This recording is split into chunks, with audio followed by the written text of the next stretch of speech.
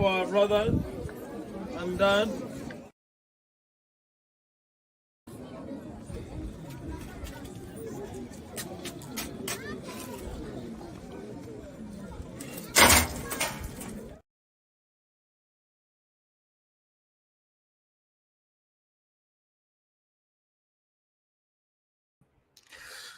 What's up, guys? Welcome back to my channel. My name is Joe Hotagua. I'm a Sierra Leonean American that just spent the last 4 years living in West Africa.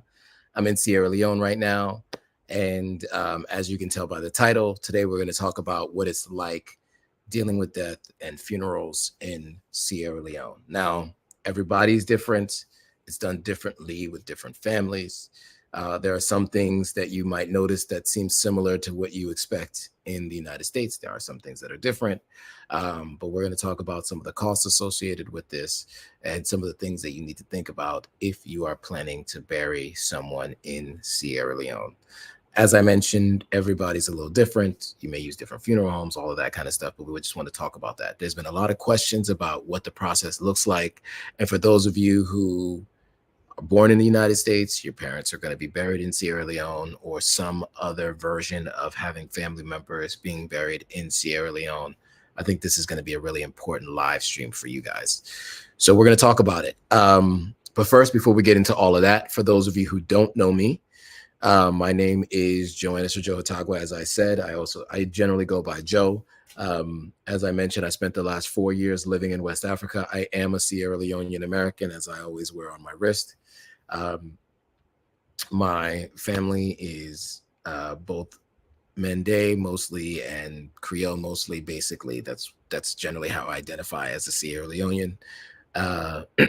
We're talking about Christians in this particular instance, and so this is how the process went for us. So we're going to talk about that. But before we get into all of that, first of all, let me know if you guys can hear me, and you can let me know where you're watching from. So if you guys can hear me, give me a thumbs up, and let me know where you're watching from. Shout out to Black Heritage Archivist, also known as Aisha Ladan. Shout out to Sierra Leoneans Killing It who joined, and all the other folks that are joining. Nate, Kumbu, Shad, you said you can hear me. Nice. Aisha said you can see me and hear me on IG. Awesome. So what about you guys on YouTube? Can you guys let me know if you guys can hear me and see me? And also let me know where you're watching from. My internet connectivity is not the greatest. We've had discussion on many occasions. There are challenges with internet connectivity here. We may have a solution. We talked about this on the Exposing Sierra Leone with Admire Demo from Sierra Leoneans Killing It. We've had that discussion, and we're hoping to have solutions so that we no longer have so many internet connectivity challenges whenever I'm here in the country. But let me know if you guys can hear me. Now, for those of you who are new, I think it's always good to kind of do a little bit of a brief intro on what the live stream generally is about and what I'm about. I kind of gave you a little bit about myself, but let's just talk about what we do. So this live stream is called Pan-African Perspectives, and we usually spend time delving into the real life experiences of visiting Africa, moving to the continent of Africa, investing in African ventures, buying land, and doing all things pertaining to, furthering the goal of seeing Africa restore its rightful place on the world stage. Our mission is to support an independent Africa and empower African people on the continent and or in the diaspora. So whether you're currently in Africa, you've recently migrated to somewhere outside of the continent of Africa, your ancestors were trafficked during the transatlantic slave trade, or if you're a foundational Black American, whatever way you identify yourself as a person of color from the continent, this live stream is for you. As I mentioned, my name is Joe Hotagua. I'm the host, and I'm the founder of Authentic African. And each week I'll share some of my experiences living, traveling, and or investing in Africa. And from time to time, I'll also be interviewing those who've made the move to the continent, offering their insights and their stories. So that is what you can expect from these live streams. Today, it's just me and my personal experience, and that is what we'll be talking about today. So let me go back to the comments, see if there's anybody who has messaged to say that you guys can hear or see me. Let me know if the connection is still clear. I'm looking here and it looks a little bit choppy. The audio seems to be skipping, and same thing with the video. Shout out to Aisha Ladan. She said, I'm currently in New Orleans doing family research. Nice, headed back to Cali in the morning. Okay, great. Shad, one of one, said, watching from California, Bay Area. Shout out to Shad. All right, cool. So without further ado, let's kind of get into what we came to talk about today. So a few weeks back, we talked about the fact that I was coming to Sierra Leone to deal with the process of this funeral. And as they say, it takes a village, you know, lots of help from my uncle, lots of help from an organization that my father was a part of. There were many people that were involved in this process, and this is not an easy process to do. And I would never recommend doing it by yourself. You definitely are going to need to have assistance from different people, whether that is financially, whether that is putting together programs, whether that is working on feeding people. There are a lot of elements to doing this. What you'll find in Sierra Leone is when it comes to marriages and when it comes to death, and this may be the same in the US, people show up to eat. Many people show up to eat. So there'll be many folks, and I won't just say that's everyone. That's not everyone's MO, but just know that you're expected to feed that many people. And there's a lot that is involved in that. And so, you know, I can't get into all the details of what was done here because much of it was kind of handled by other folks. But I will tell you that there are many different elements, whether that's buying cows or buying rice or buying the stew that goes in it or buying fish. You know, there are many different elements to ensure that everyone who attends walks away having eaten. Depending on the status of the person who has passed away, that'll also determine how much food and how much is required. And so those are all going to be important factors in this process that you'll have to think about. You know, just to kind of give you high level from, you know, what we did is we did a memorial service in the United States, and then we did a separate funeral and a service here. And so, you know, obviously that has two separate costs. There are different groups involved with different elements of those two things. But that like I said, it takes a village. There are many people involved in these kinds of processes. And so in particular, you know, what we're going to talk about today is specifically what happened on the ground here, just in terms of the church that he was involved with and how they were able to assist in terms of like putting the program together about what the whole program was going to be, who's reading what, who's doing what, all those kinds of things. You kind of just fill in names. So that I think kind of eliminates some of that. But there are so many other logistical elements that are required that you have to think about. That, you know, I'm going to do a vlog later where I'm going to go through like what this entire experience has been like from start to finish. But we talked about this on a separate live stream, the elements of, you know, what it's like to ship the remains of someone to Sierra Leone and the continent of Africa in general. There are just elements that you have to go through with the United States, right? So there's like infectious disease you have to go through in the US. You also have to go through, documents and records or whatever those two state departments you have to go through it, whatever state you're in the United States. It's specific to the United States. And then separately, you have to then go through the embassy of the country that the remains are being shipped to. So all three of those things have a process that you are required to go through before you can do it. Once they get here, there is supposed to be a funeral home on this side is responsible for receiving and potentially storing the remains of the individual that is being shipped home to be laid to rest. What I will say is, you know, they required someone from the family to come and view the remains to ensure it's the person and to ensure that they arrived intact, because things can happen in transportation and they just want to make sure that that's all done. And then they may have to store them for however long. In this case, for us, it was 2 weeks. Now, the church that he was involved in wanted to kind of welcome him back. And so, you know, we there were so many elements to this. You know, that's going to be in the vlog. I will just tell you,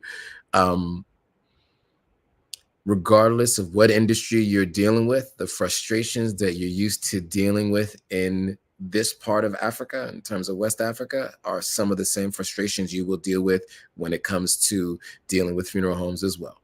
I will tell you that the driver was 3.5 hours later than he originally told me he was going to be, which meant that people were waiting outside for 2.5 hours. And of course, the expectation was that I should know where this person is because I'm the one communicating with them. But they did the typical thing and say, you know, I'm coming, I'm close, I'll be there shortly. And they weren't there shortly. It was over an hour and a half of us actually sitting outside, not to mention the previous hour that he already said he was nearby, but we just kind of left a little bit later just to ensure that we arrived when he arrived, and he still was later than that. And so, yes. So what are the costs associated with this, right? Like I'll walk you through what some of the costs were just in terms of the funeral home and the funeral home expenses and what they do, just so you guys can get an idea of what those costs are. And so the retrieval from the airport is 15,000 leones, or 15 million old leones. That's about $625. At this point in time, at the point of this recording. Transportation, because he was arriving in Lungi International Airport and was being driven to Bo, that was another 6.5 million leones, or 6,500 new leones. 6.5 million is the old leon number, 6.5 million is the new leons number. That's $270.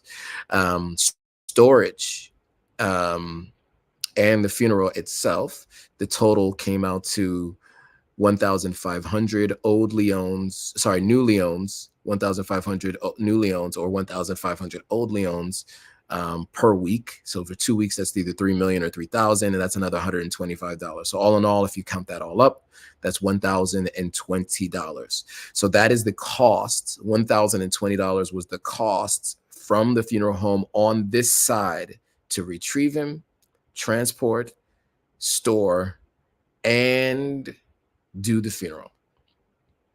So that was the cost associated.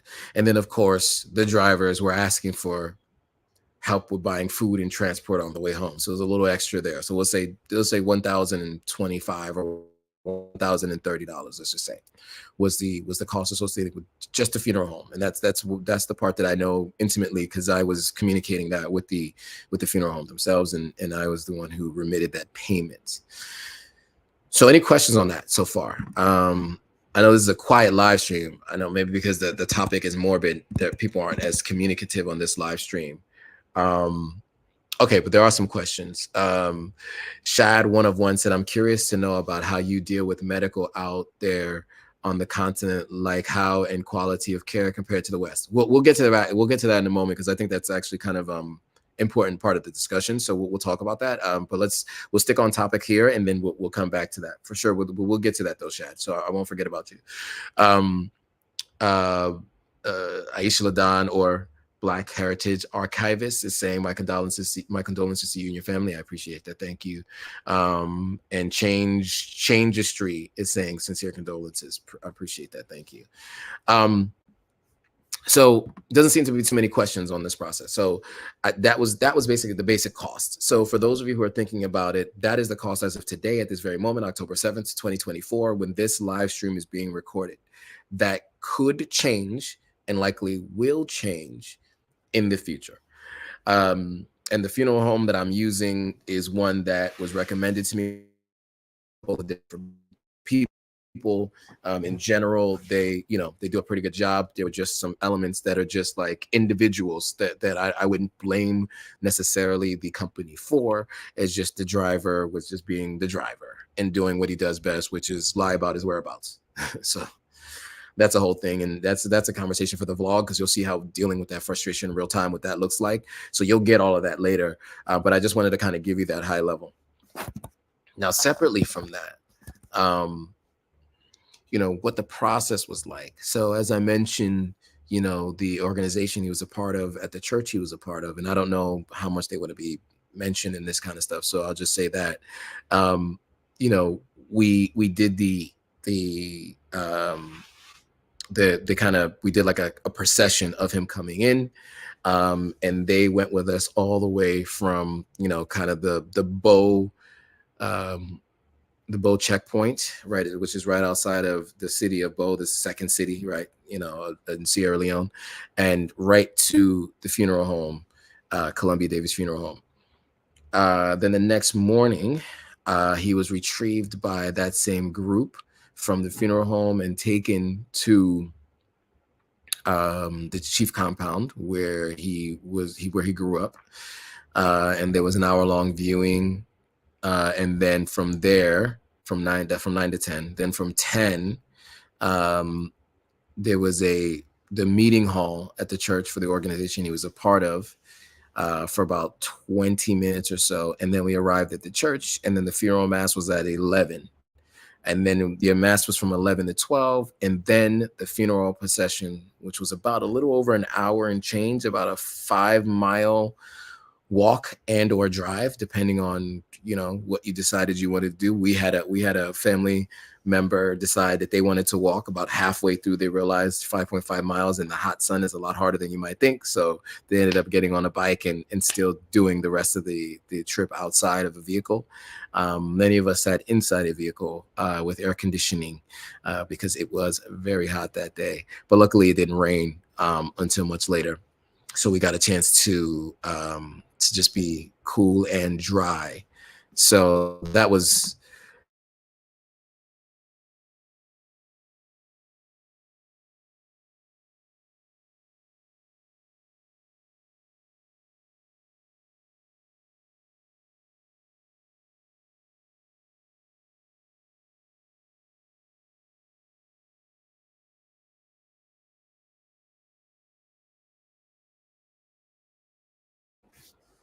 All right, so thank you, Danny. Appreciate it. Pro Woman says sincerest condolences, best wishes for strength and comfort during this time. Hugs. I appreciate it. So yeah, I mean, it was actually it was, I think, a well done and well put together.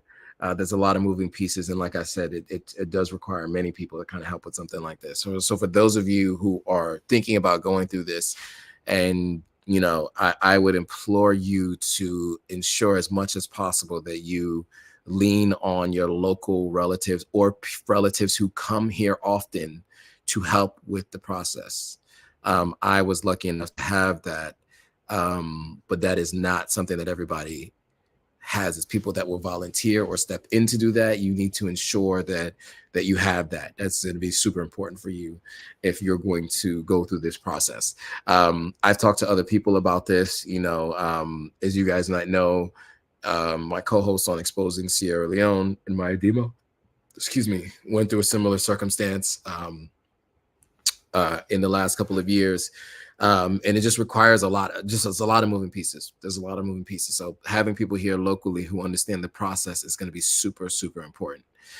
For someone like me who is, as much as I can, I'm trying to catch up and learn my cultures, because there are two major cultures that I'm a part of here in Sierra Leone, right? Two different tribes that have different ways of approaching things. And I'm still trying to get up to speed, even as someone who's lived on the continent for almost 4 years, who's been coming to Sierra Leone twice a year. You can't really prepare yourself for something like this, and knowing all the details, even if you've been to other funerals, it's still difficult to know all the different pieces from the inside. So it's really helpful to have people who do know more to drive a little bit to kind of help the process.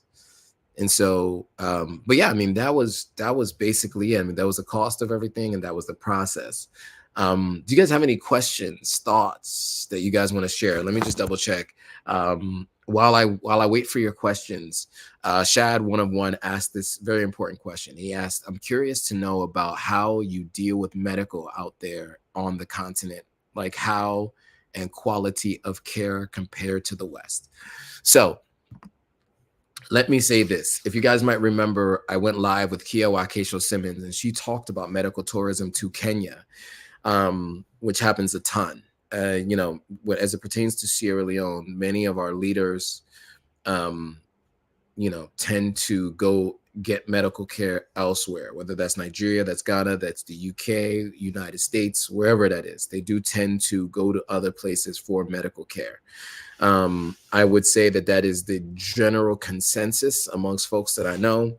When people who retire back home, or even just retire and move here, they still do have a primary physician back home, and they go check in with them, as do I, and as did I over the last few years. Now, I did have a primary care physician in Ghana, Dr. Bedu, who was great.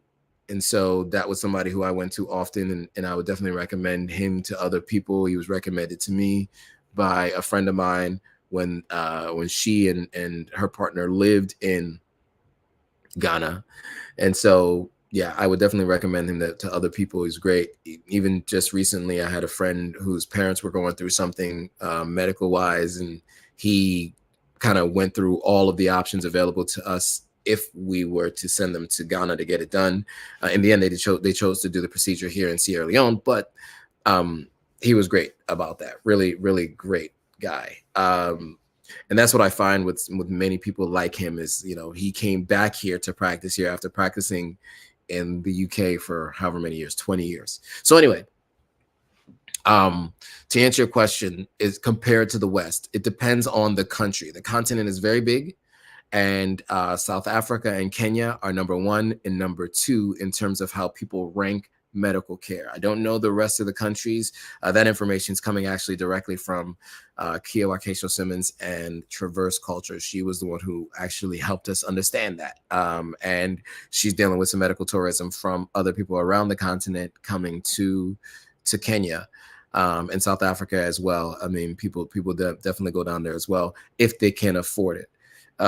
Many folks just go to a closer neighboring country, especially not requiring a visa to enter. So like many people in Sierra Leone go to Ghana or go to Nigeria for medical care because it is closer in proximity than the other 2 countries that I mentioned. Also doesn't require a visa because they're ECOWAS countries. And if you have a Sierra Leone passport, you can travel to those countries.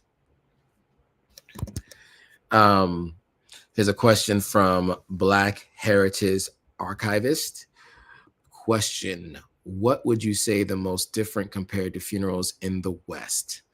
That's a great question. Now, I haven't attended, believe it or not, I haven't really attended many funerals in the West. I remember going to a funeral when I was a preteen or a teenager. I didn't want to see a dead body, none of that. So I was kind of just standing in the back. If I remember correctly, I kind of have this hazy feeling. I also went to one of someone who took their own life, unfortunately, when I was about 18 years old. Now that I'm thinking through my life experiences, that was one I went to, which I kind of buried in the back of my mind. I almost forgot about that. I was 19, actually, when I went to that one. So what can I say is different? I think what's different is, in this case, in all instances, and the same thing with my aunt too. Like, how can I even forget that? My aunt in 2010. They were all Christian. So generally there are similarities. I mean, this case was Catholic, but the other 3 were Christian. What I would say about them, the major differences are the cultural elements in terms of like the repast, in terms of food, in terms of, prayers and ensuring that everyone eats and doing those kinds of things. Those elements are going to be different, and it all depends on the cultural background that you're from, right? And so, there's usually what they call the beringos, where people go to support the people. So I think it really depends on the family and what the family is, what their background is, right? Everybody's a little bit different. But I would say the easiest way to describe it is church services are pretty similar, right? We went to a Catholic church service, a Catholic mass in the States. And I went to a Catholic mass here, and to compare the two, the Catholic masses are pretty similar. I mean, their processes are pretty similar, and I wouldn't say they were very different. It was And then in both instances, of course, it was still dealing with the same family, just different people in different places. So there was still like kind of an after, what we call a repast, where it was a little bit different in terms of what the food was, in terms of what food was served, because it's based on what is available in the locality. And so but I would say they're very, very similar in that way. But when I went to those American funerals, the American funeral that I went to, there's still a kind of a similar part of the process. But what I found was many of us who went to that funeral, to the young lady who tragically took her life, we kind of went to the repast afterwards at the funeral home. There was some food served there, and then we all went our different ways. We didn't hang around too much around afterwards, because I was also friends, not family. And so we kind of stayed, I think, one more day at a hotel, and then went back, if I'm not mistaken, and it's kind of blurry to me.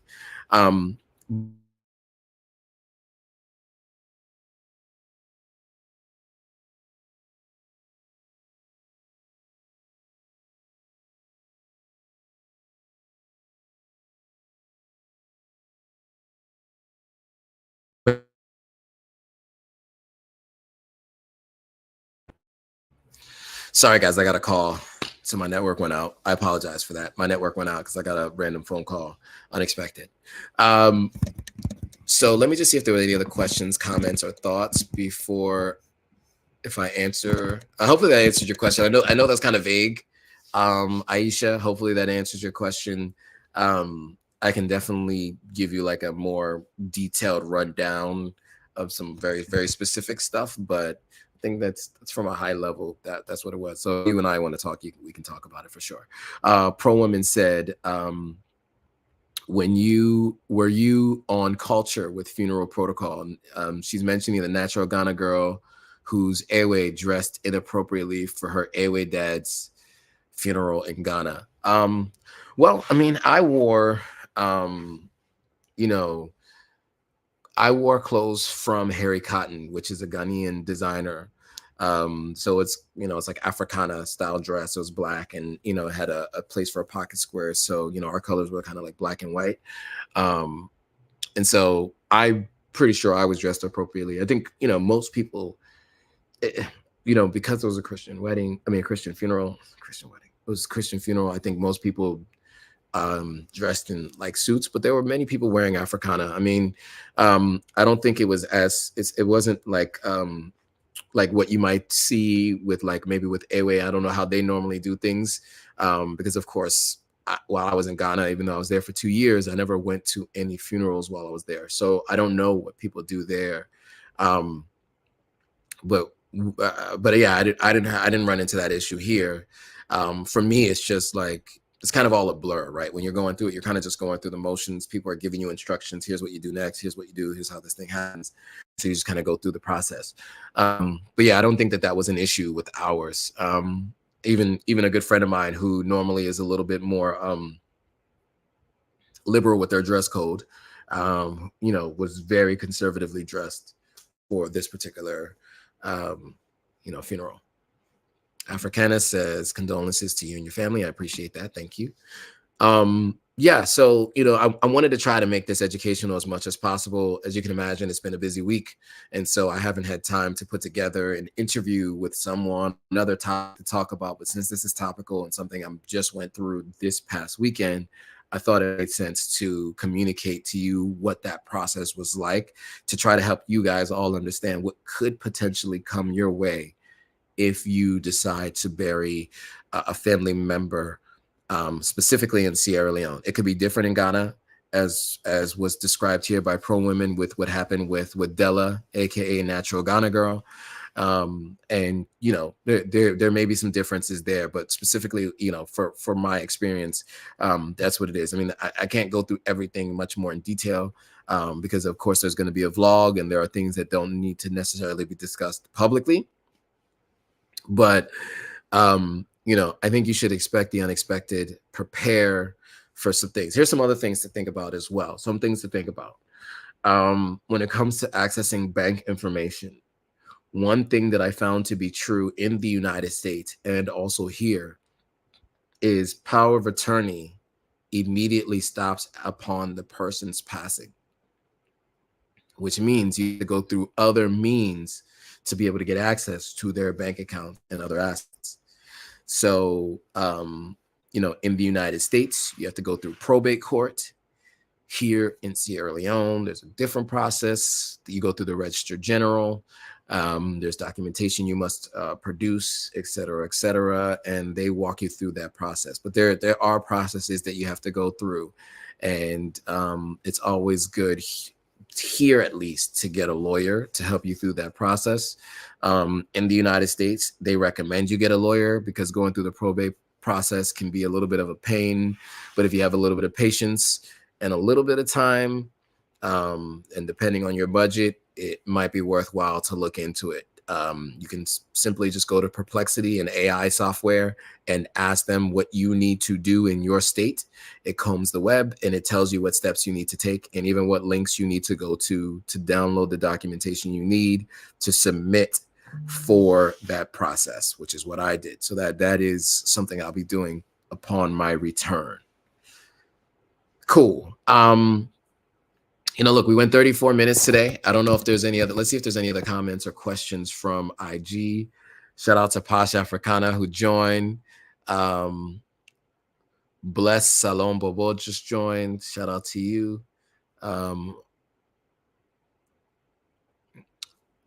Abram Harding joined. Shout out to you. Tina Schmidt. All of you guys who joined, I really appreciate you guys. Okay, Pro Woman has another questions. Has another comment. Let's see. Sierra Leone's funerals seem quick. In Ghana, funerals or even a year for chiefs and queen mothers. And Nkrumah's funeral took a year. Yeah, and I also when I first moved to Ghana, oh my goodness, how am I forgetting his name? He's another very popular president in Ghana, had just recently passed. And I should know my Ghanaian history. So forgive me, guys. My brain is a little scrambled. There's been a lot going on, which you're not all going to ever technically find out. Some of it's not for public consumption. But his name is escaping me. And it's as soon as I get off this line, I'm sure I'm going to remember. But anyway, he was a prominent figure in Ghanaian history. And he had passed the week that I arrived to Ghana. And they had viewings for days. There was a glass kind of surrounding with an open casket, and people were like coming there and kind of walking around it, getting a chance to look at him. JJ Rawlings. There you go. Jordan Cook with the save. Thank you. Yes. So JJ Rawlings had just recently passed when I moved. I moved in December of 2020 to Ghana. And there was a lot of pomp and circumstance. There was a lot to do about his passing. He was seen as a major historical figure in Ghanaian history. Kwame Nkrumah is one. I think JJ Rawlings is another one. These two folks, polarizing, but also very prominent figures in Ghanaian history, and the two of them, were given very long funerals. Now, those two people also were presidents in Ghana, so very different. Now, I do know Pro Woman's mentioning that chiefs and queen mothers can also take a while, sometimes up to a year. I think that it all depends on the country, the culture.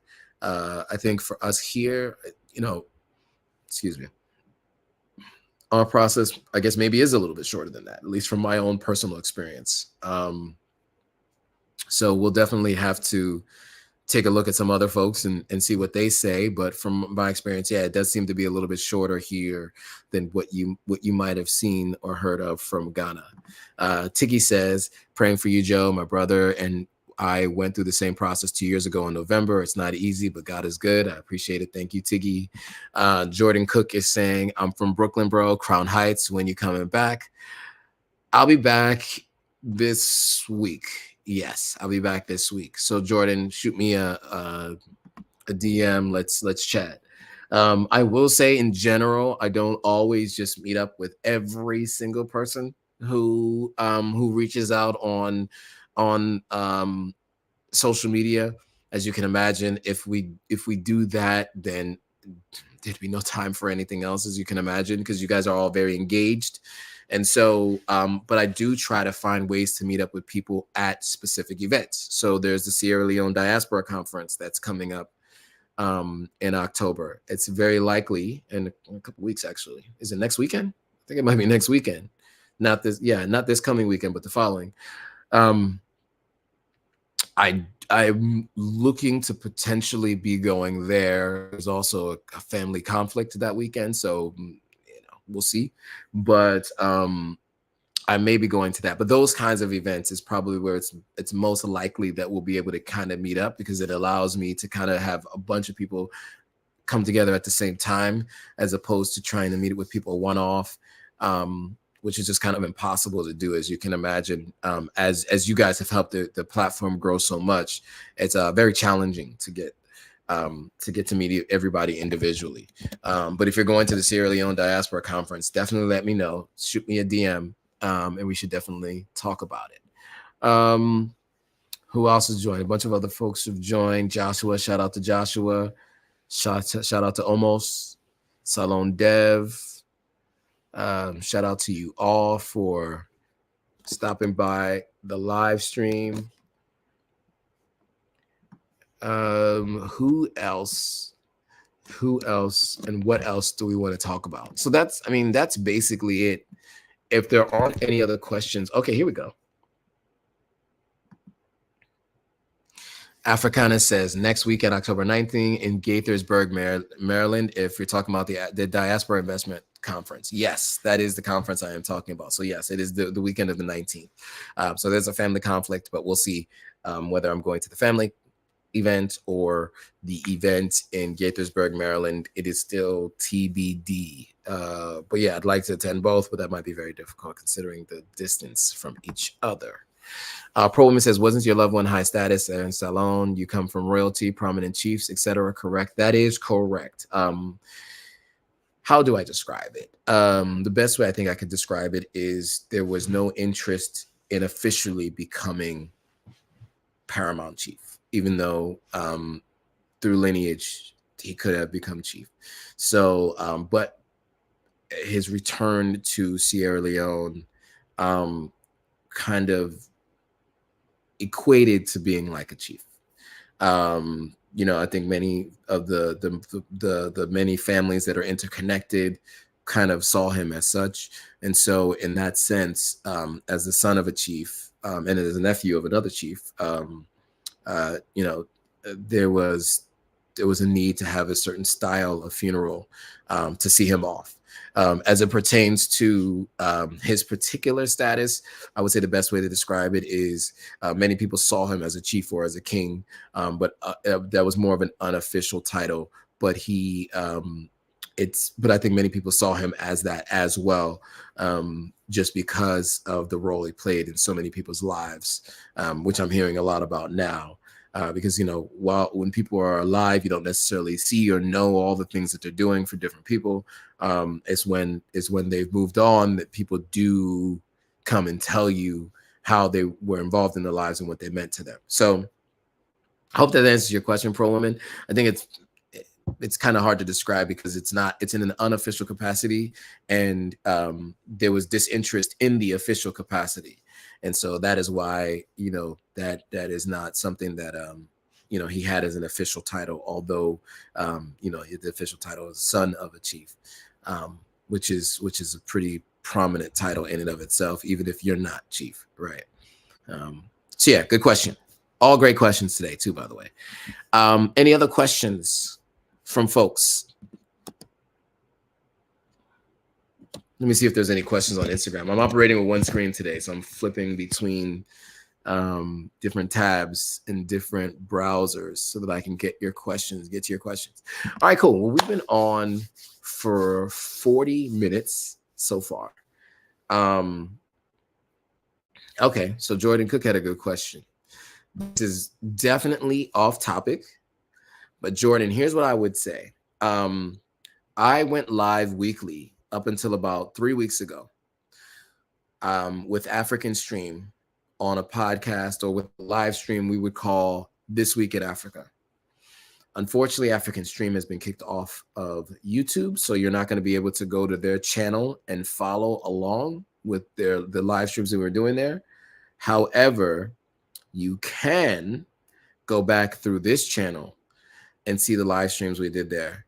And you'll just see it. I mean, it's myself and a young woman named Inem Richardson. And you'll see the conversations that we had about all of what was happening across the continent of Africa, including much discussion about Ibrahim Traore, because she does currently live in Burkina Faso.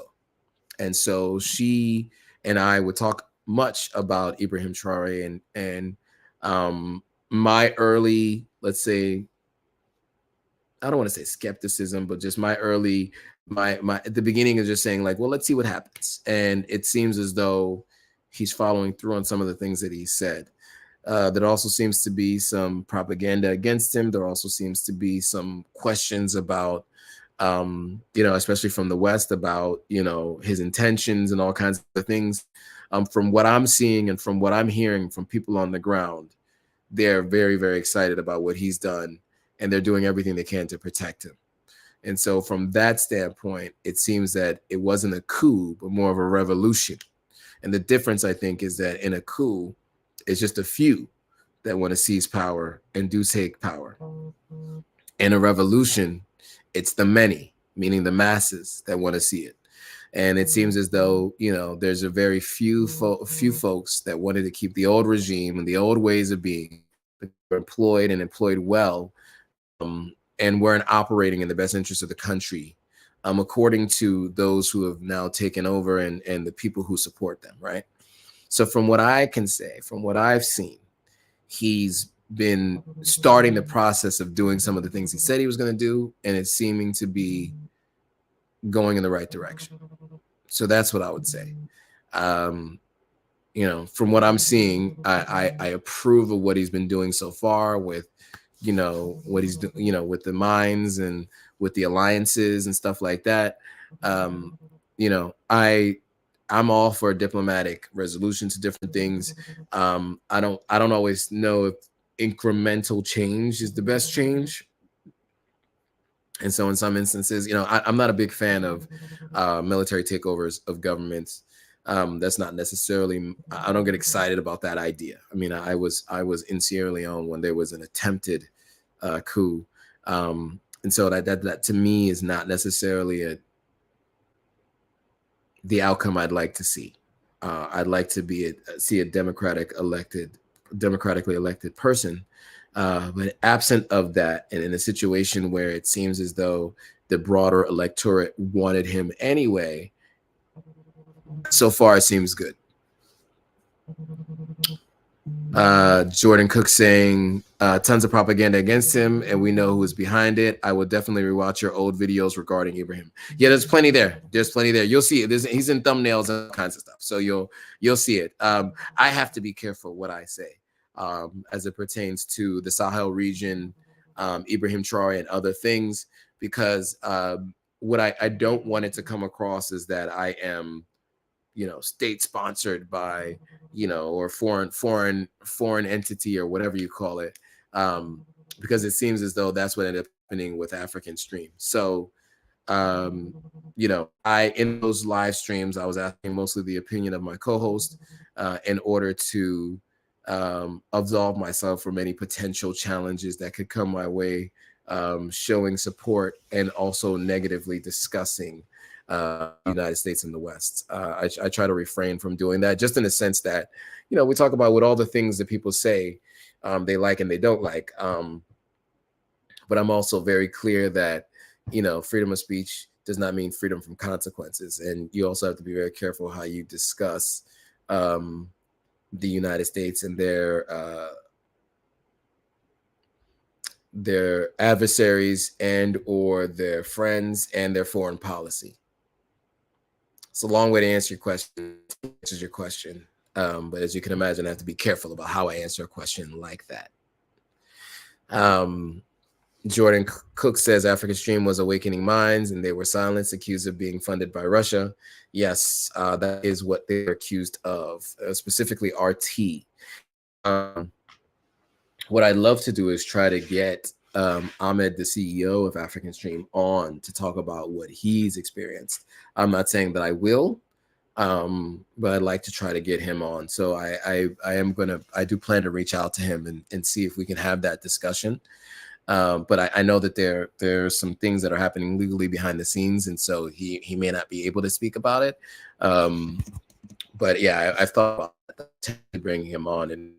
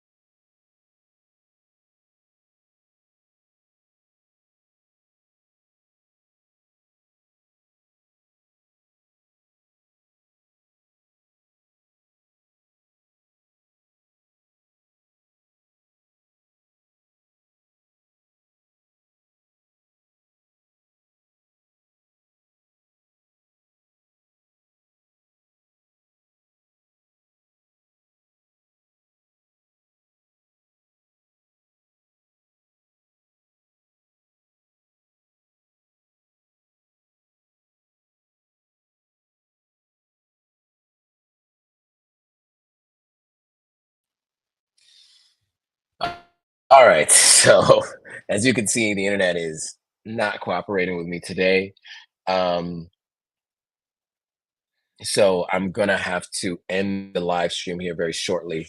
One last question. It looks like from Pro Women, who's saying, "Was the funeral more of a celebration of his life or mourning of his death? Came in late. You may have explained that already." I think it was kind of a bit of both. I mean, we didn't specifically call it one way or another, but I think, in some cases it was a celebration, in other cases it was a mourning. I mean, I think it depends on who you were, and where you were throughout this weekend. I think it can be seen both ways. I definitely think it could be seen both ways. All right, cool. So, guys, look, the internet is not cooperating. The next two live streams, check back in on Sunday. We are doing a live stream with Exposing Sierra Leone, where we're going to be talking about some things happening specifically in Sierra Leone, as we always do. And then next Monday, we'll have another live stream where I'm back with Pan African perspectives. So stay tuned. Come back next on Sunday. And oh, and by the way, a ton of content has been going up on Tanzania, and most of you guys aren't seeing it. Since this whole African stream thing, certain things have been, being shadow banned and all of that. So definitely come back to the channel. If you guys are at all interested in traveling or thinking about ever going to Tanzania, I have a bunch of content to show what my experience was like with Maximum Impact. I definitely recommend you go and check it out. My content is being suppressed. As you guys might know, many of you don't get the notifications anymore for the live stream. And so I definitely recommend you guys go check it out and support it and share it with other folks. Also share this with folks that might be dealing with similar circumstances, so they know what to potentially expect to some small degree. And like I said, the vlog will be coming out later with more of those details. I do want to have to end this here because it's already been very, very poor in terms of internet connectivity, but I appreciate you all joining and engaging in the conversation. And I will be seeing you all on Sunday. Bye, guys.